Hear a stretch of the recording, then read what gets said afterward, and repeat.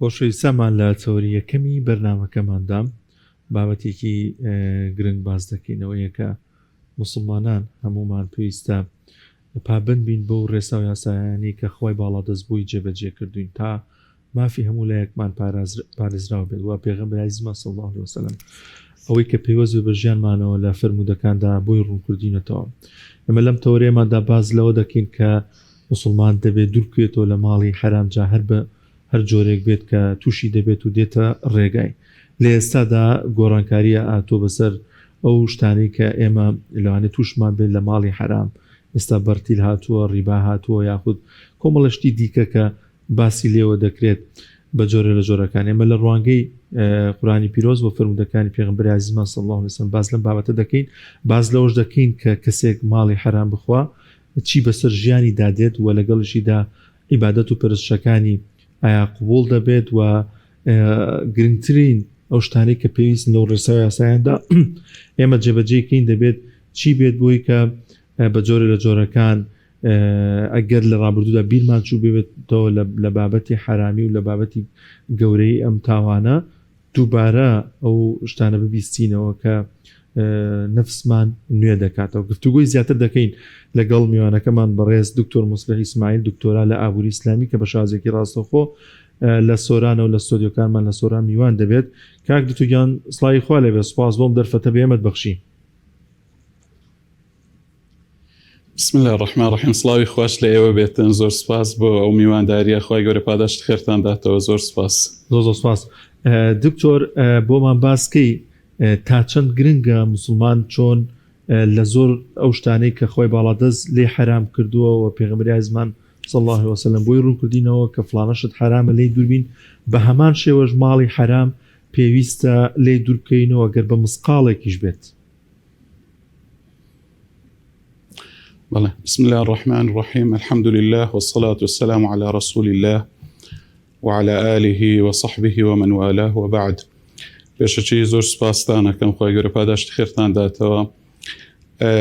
بێگومان دەستەواژەی ماڵی حرام،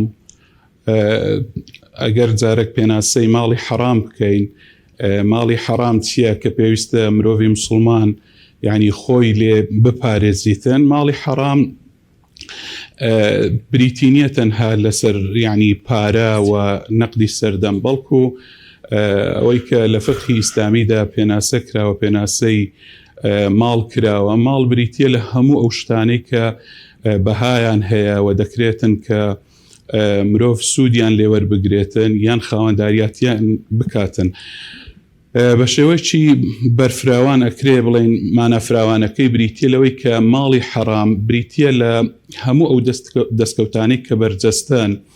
یعنی هەم دەستکەوتی بەرجەستە ئەگرێتەوە، هەم دەستکەوتی معنەوی ئەگرێتەوە. دەستکەوتە بەرجەستەکان وەک مەسەلەن پارەیە، زەویە، ئۆتۆمبیلە، کاڵایە، هەموو ئەو شتانە ئەگرێتەوە. دەستکەوتی معنەوی و منفعەت وەک مەسەلەن وەرگرتنی پلەپایە بەبێ شایستە بوون، کە کەسێک پلەپایەک وەربگرێتن شایستەی ئەوە نەبێتن، و هەروەها سوود وەرگرتن لە خزمەت گوزاری مەسەلەن بە دەستبڕینە یان بەکارهێنانی کاتی دەوامە بۆ کاری تایبەتی،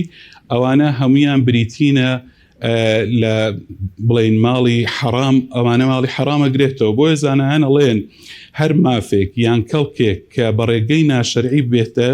یعنی بێتە دەست مرۆڤ، دەچێتە خانەی ماڵی حرامەوە. ئەوە ئەگەر بە شێوەیەکی گشتی بڵێن پێناسەی ماڵی حرام بکەین. و ماڵی حرامیش طبعا دوو جۆر ماڵی حراممان هەیە. حراممان هەیە لە خودی خۆیدا حرامە، و هەشە یعنی ڕێگەی بەدەستهێنانەکەی ئەبێتە ماڵی حرام. ئەوەی کە لە خودی خۆیدا حرامە مەسەلەن وەک فرۆشتنی مەیە، گۆشتی بەرازە، یان دزیە، مادەی هۆشبەر، ئەوانە هەر لە خودی خۆیان حرامن. ئەوەی کە لە ڕێگەی بەدەستهێنانەوە خۆی سامانەکە حەڵاڵە، مەسەلەن وەک پارە، بەڵام ڕێگەی پەیداکردنەکەی، ڕێگەی هینانە پەیداکردنی حرامە، مەسەلەن وەک سوود، مەسەلەن ڕیبا یان دزی، فێڵکردن، ئەوانە یان فێڵکردن مەسەلەن لە کێش و پێوانەدا، ڕەشوەیە، بەرتیلە، هەموو ئەوانە ماڵەکە حرامەکەن. ئەوە بە گشتی ئەگەر یعنی پێناسەی ماڵی حرام بکەین. زۆر باش مامۆستا ئەو کەسەی کە دەست ئەبات بۆ ماڵی حرام و هەروەها بۆ پارە و داهاتێکی حرام ئایا تایبەتمەندی ئەم کەسانە چی و خاڵی لاوازیان چییە و ئەم کارە ئەنجام ئەدەن؟ ببوورە وڵی پرسیارەکە نازانم باش حاڵی نەبوو. مامۆستا بەستم ئەوەیە کەسانەی کە ماڵی حرام دەخۆن تایبەتمەندیان چ بۆچی ئەم کارە ئەنجام دەدەن؟ خاڵی لاوازی ئەم کەسانە چێکەوە ئەکات پەنابەر نەبەر خواردنی ماڵی حرام؟ ئەی هۆکاری ینی پەنابرنە بەرماڵی حرام ینی بێگومان نەبوونی چاودێری خوای پەروەردیگارە. هۆکاری سەرچیان ئەمەیە کە ئینسان کاتێک کە هەست بە ڕقابەی خوای پەروەردیگار بکاتن، هەست بە چاودێری خوای پەروەردیگار بکاتن، مرۆڤ هەرگیز ناتوانێتن دەست بۆ حرام باتن. بەڵام کاتێک کە باوەڕ و ئیمان لاواز بێتن، باوەڕ بە زیندووبوونەوە و بە خوا و کە کامیڕەیەکی چاودێری ئیلاهی بەردەوام بەسەر مرۆڤەوە هەیە، مرۆڤ ینی باوەڕ و ئیمانی بەمە هەبێتن، بێگومان دەست بۆ ماڵی حرام ناباتن. بەڵام کە کاتێک واعیزی ئاینیەکە واعیزی ئیمانەکە لاوازە بێتن، ئیمانی مرۆڤ لاوازە بێتن، بەرەو کزی ئەچێتن، هەست بە ڕقابەی پەروەردیگار ناکاتن، هەست بە چاودێری خوای پەروەردیگار ناکاتن، بێگومان ئەو کاتە مرۆڤ دەست بۆ ماڵی حرامە باتن، ئەو کاتە خەم و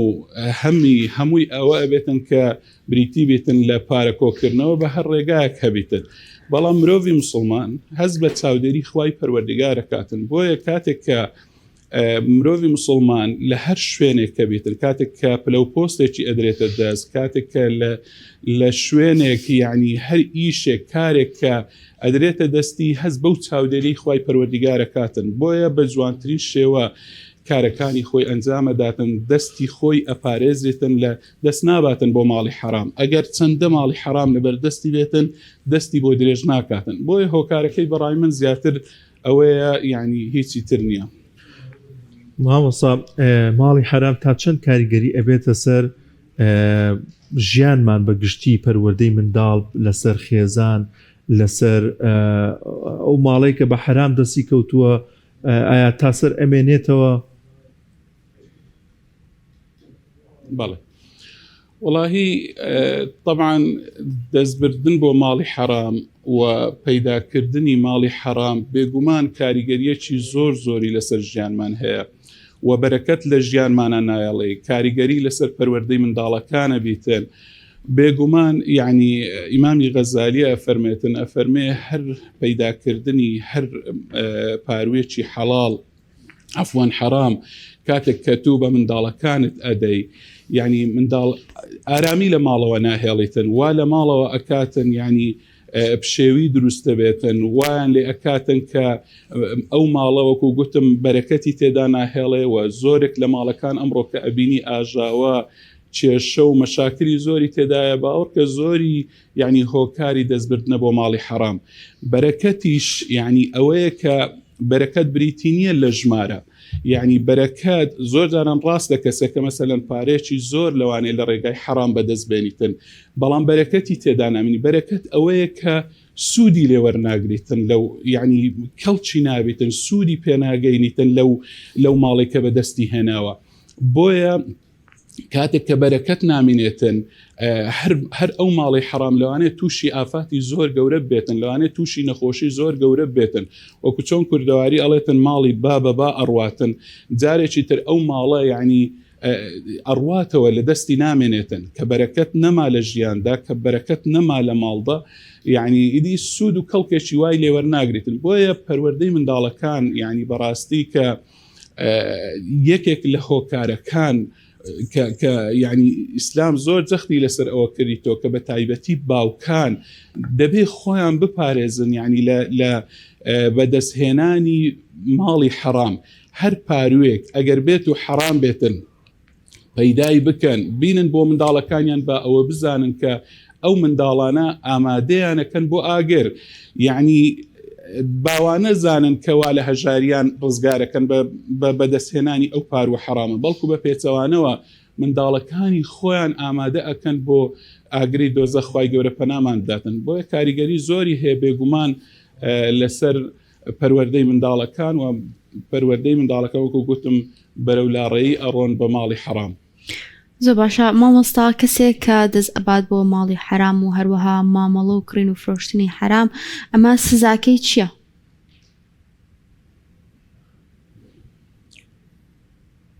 ببوورە ئەگەر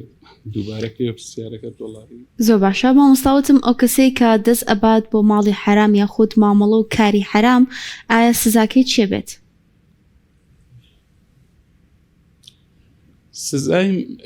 سزاکەی بێگومان ینی سزای ماڵی حرام کەسێک کە ماڵی حرام بەدەستبێنێتن ینی پێغەمبەری خوا عەلەیهی سەڵات وسەلام لە فەرمودەیەکە ئەفەرمێتن بە هەر پاروێکی حرام ئەگەر هاتوو لە جەستەی مرۆڤ ینی هەر پارچەیە گۆشت لە جەستەی ئینسان بە ماڵی حرام بە پاروی حرام دروست بێتن ئەفەرمێ فەالنار ئەولا بهی کەواتە ئەو کەسە تووشی ئاگری جەهەنەمە بێتن خوای گەورە پەنامان بداتن سزاکەی زۆر گەورەیە و سزاکەی بریتیە لە دۆزەخ ینی بۆیە مرۆڤی مسلمان وەکو گوتم پێشتریش ئاماژەم پێدا هەمیشە مرۆڤی باوەڕدار هەست بە چاودێری خوای پەروەردگارەکاتن دەزانێتن ڕۆژێک هەیە کە ینی لە مرۆڤ دەپرسرێتەوە هەروە ئەو ژیانە ینی بەو شێوەیە نابێت و بەڵکو ڕۆژێک دێتن کۆتایی پێدێتن ڕۆژێک دێتن کە تەرازوو میزانی ئیلاهیدا ئەندرێتن پرسیار لە هەموو کردەوەکانی مرۆڤەکرێتن بە تایبەتیش لە مەسەلەی ماڵ ینی دوو پرسیار لە مرۆڤەکرێتن یەکیان ئەوەی من ئەینە اکتسبەه لەکوێوە بەدەستت هێناوە واتە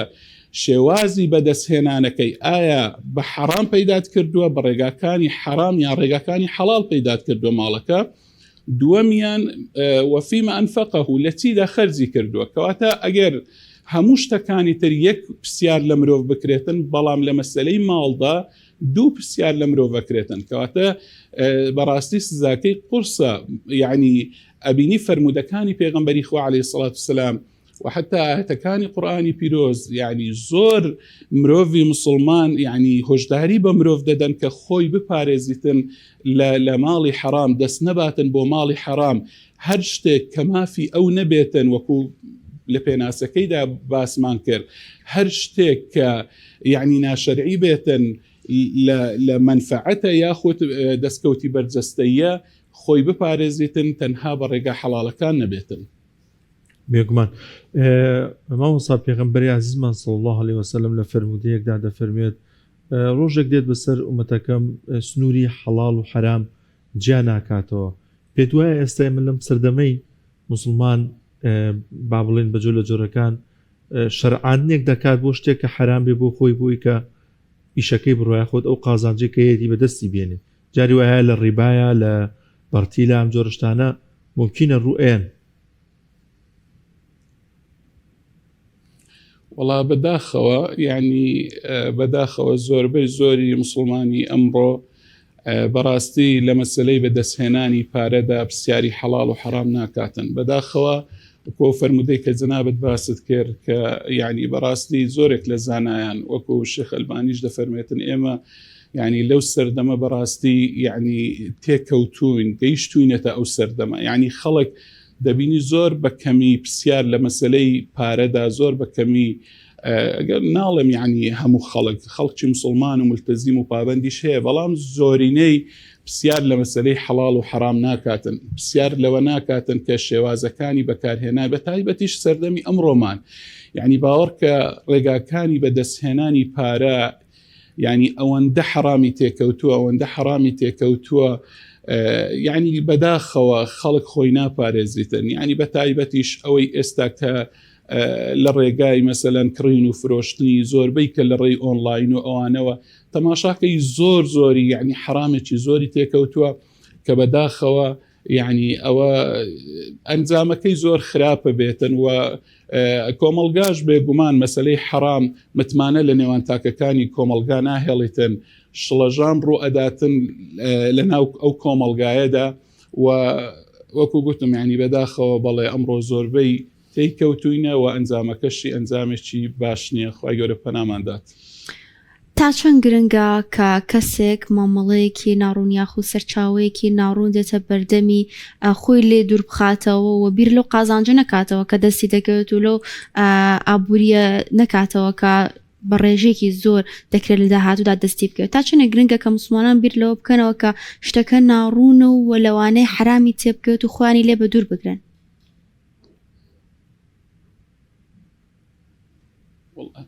هەرچەندە پرسیارەکە نازام لە ئاخیرەکەی زیاترەوەندە تێگەیشتم تا چەند گرنگە مرۆڤ خۆی لە مامەڵەی حرامەوە بە دوور بگریتن ئەگەر نازام وا بوو مامۆستا مەبەستم ئەوە بوو کە ئایا تا چنە گرنگە مسلمانان خۆیان لە مامەڵەیەک یاخود لە سەرچاوەیەک بە دوور بگرن کە ناڕوونە و بابەتەکان بە جوانی شی ناکاتەوە. بەڵێ بێگومان یعنی جا بەخۆی ئەگەر تەماشای فقهی ئیسلامی کەین فقهی ئیسلامی زیاتر جەخت لە چی دەکاتەوە یعنی بە تایبەتیش لە مەسەلەی مامەڵەدا یعنی ئەوەی کە زۆر زۆر جەختی لەسەر دەکاتەوە مامەڵەکان غەڕەڕی تێدا نەبی. غەڕەر چییە؟ غەڕەر بریتە لەوەی کە ناڕوونی دە مامەڵەکاندا هەبێتن، شەفافیەتی تێدا نەبێتن. بۆیە یعنی فقهی ئیسلامی تەماشاکەی هەر بابەتێک هەر مامەڵەیەک ئەگەر هاتوو ناڕوون بیتن شەفاف و ڕوون نەبێتن بە حرامی داناوە. بۆیە یەکێکە یعنی لەو هۆکارانەی کە مامەڵەکە حرامەکاتن بۆیە پێویستە مامەڵەکان ینی بە تەواوی ڕوون بن غەڕەڕی تێدا نەبێت وەکو مستەڵەحی فقهی ئیسلامی باسی ئەکاتن و هەروەها یعنی مخاتەڕەی تێدا نەبێتن مەترسی تێدا نەبێتن. گرنگە مرۆڤی مسلمان یعنی حساب بە ئەوە بکاتن چونکە ئەگەر هاتوو ناڕوونی و شەفافیت لە مامەڵەکاندا هەبوو ئەوە ئەو کاتە بێگومان مامەڵەکان زیاتر یعنی بەرەو حرامی ئەچن و پێویستە مرۆڤی باوەڕدار خۆی لێ بپارێزتن. بەڵێ کاک دکتۆر تا چەند گرنگە دایکان و باوکان و شیاریان هەبێ بە تایبەت باوکان کە لە دەرەوە کار و کاسپیەکەن ماڵی حرام نەبنەوە بۆ ماڵ و منداڵیان نەیبنەوە بۆ نێ ئەو ماڵیان لەبەرەوەی پێغەمبەری عەزیزمان صلی الله علیه وسلم وشارێکی توند دەداتە مسلمانان بەوەی کە هەر جەستەیەک بە حرام پەروەردەکرا بێ ئاگری دۆزەخ دەیسووتێنێت.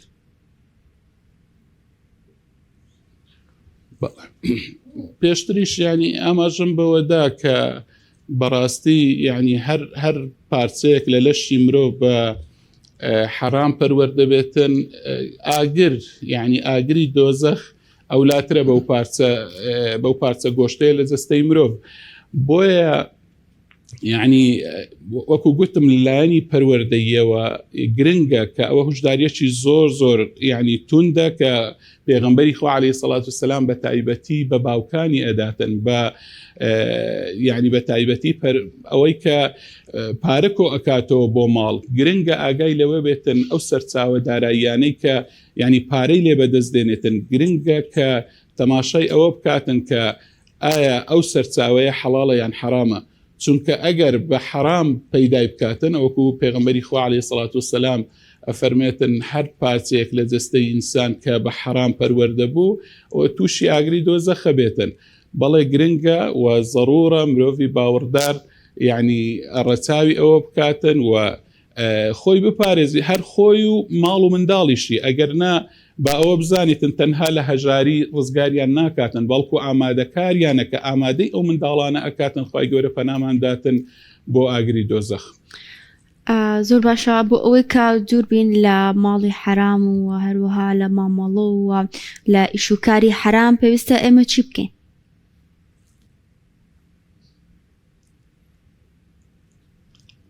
بۆ خۆپاراستن لە ماڵی حرام بێگومان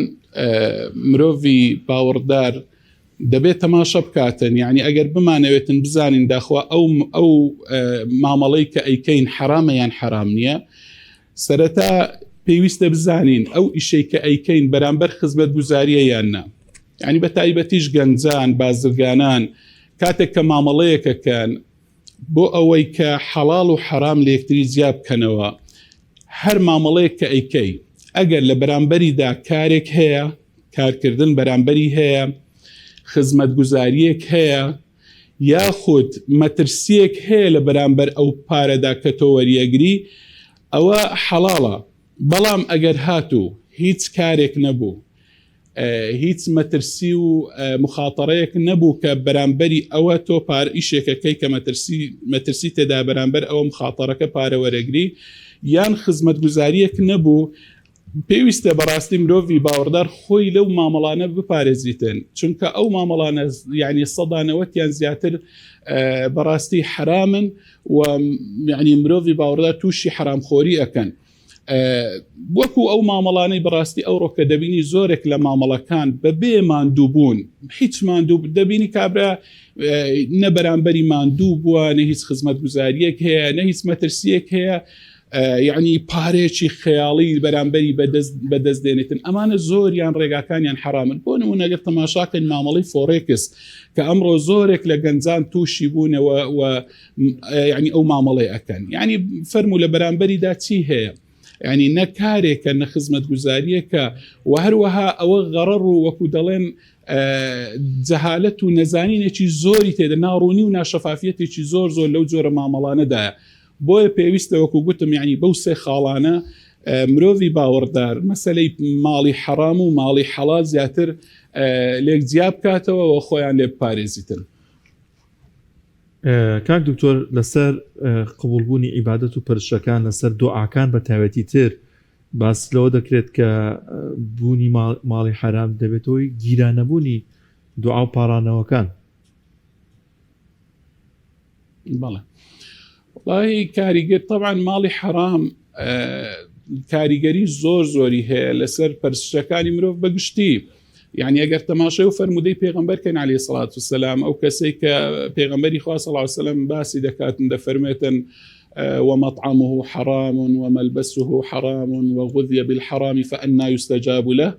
باسی کەسێک دەکاتن کە ئەو کەسە طبعا مەرجەکانی دوعا قبولبوونیشی زۆرینەی تێدایە یەکەم لە سەفەرە ئەو کەسە دەبینی لە سەفەرە